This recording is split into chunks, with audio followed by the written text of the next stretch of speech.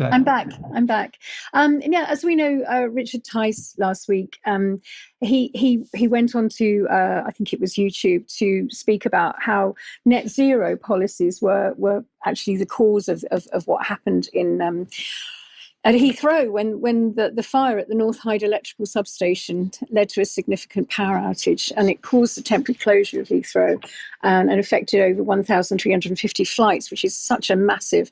I think the airline industry is really going to suffer over this, and yet again.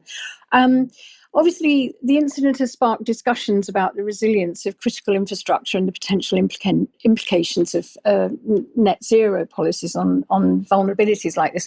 And we've realised that the North Hyde Grid Supply Point Strategy Development document really does, it focuses on net zero and 2050. So there is something in this that, what obviously Richard Tice was speaking about, and net zero by 2050 this is all part of their development plan within that substation. So, the backup power systems failed due to a transition apparently from diesel generators to biomass. We don't know, but they certainly do have a strategy, for bringing net zero policies within the structure of these substations.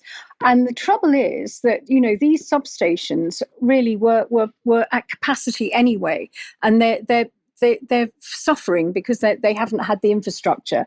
The drive towards net zero is being pushed to achieve the 2030 goals, but insufficient investment is maintaining and upgrading critical infrastructure to ensure resilience and reliability that will potentially cause nationwide power outages. And this is what we could easily be looking at.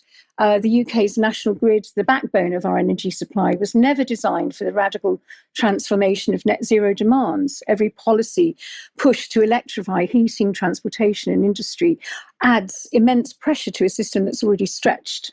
And coal is being retired, natural gas is being phased out, nuclear is being underfunded and ageing. And at the same time, the state demands that we plug in electric vehicles, heat pumps, countless green tech devices, all without robust infrastructure to actually support them. The problem is simple. You can't double or triple electricity demand while weakening the resources that provide reliable on-demand power. When the wind isn't blowing and the sun isn't shining, this all doesn't work, as we know. And the overloaded substations, can't cope with it all. The fire at Heathrow really was just an example that the substation was running above capacity, and an upgrade was planned but not delivered in time.